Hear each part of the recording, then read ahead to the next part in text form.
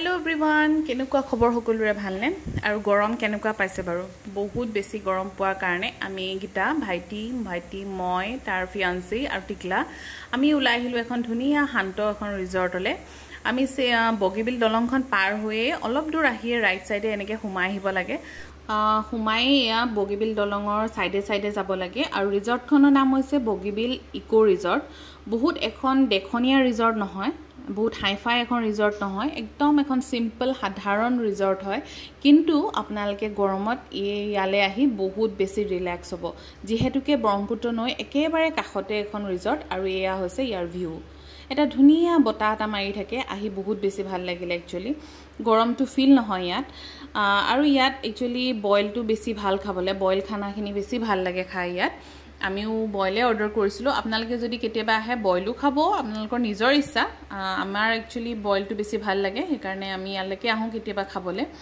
এটা চক একদম শান্ত পৰিবেশ বহুত বেছি জাকত জিলিকা নহয় এনেকে ধুনিয়াকে সাংঘৰৰ নিচিনাকে এনেকে বনাই দিছে আৰু সৰুলছিলে খেলিব পৰাকে সৰু কিবা কিবি আছে সাইডে একদম গ্ৰীনাৰী মাজত এখন ৰিজৰ্ট আছে আৰু নৈ পাৰে সৰু এনেকে টেবুল লগাই দিছে ডাইনিং টেবুল আপোনালোকে তাতো বহি খাব পাৰে আৰু দুখনমান সুইং আছে এয়া সব এনেকে সুইং আছে মোৰ লৰাই অৱশ্যে বহিবলৈ ভয় কৰিলে আৰু তেনেকে ধুনিয়াকে আপোনালোকে ইয়াত সময়খিনি পাৰ কৰিব পাৰিব আমি বহুত ধুনিয়াকে একচুয়ালি টাইমটো স্পেন্ড কৰিলো সেই কাৰণে ভাবিলো আপোনালোকৰ লগত অকনমান শেয়াৰ কৰো আপোনালোকে আহিলে ইয়াত ভাল পাব এতিয়া আমি যাও ভিতৰলে আৰু যোৱাৰ আগতে আমাৰ এফালে চাওক মোৰিয়া ভাই বুৱাৰী পূজাই তাই কিবা কি কৰি আছিল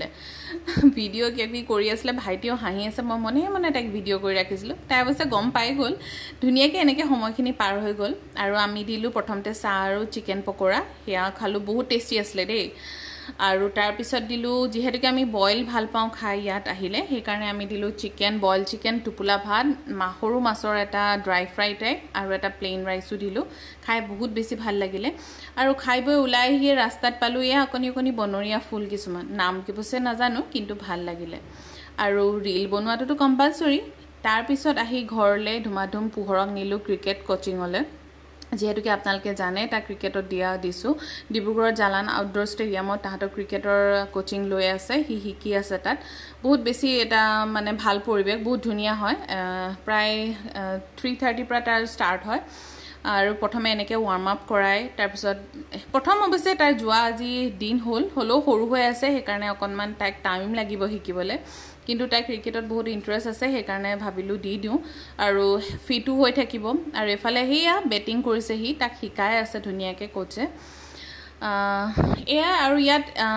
সাইডে বক্সিংৰো হয় আৰু এটা ক্ৰিকেট কোচিং এটা আছে ইয়াত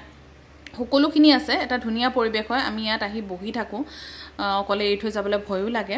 আৰু এনেকে দিনটো আজি পাৰ কৰিলো আপোনালোকে কেনেকুৱা পালে ভিডিওটো চাই জনাব আৰু এফালে ঘৰত আহি টিকলাই মই এখন পেইন্টিং কৰিছিলো হিও চাই পেইন্টিং কৰাত লাগিলে আজি মোৰ ভিডিওটো ইমানেই আজিলৈ আহিছো বাই বাই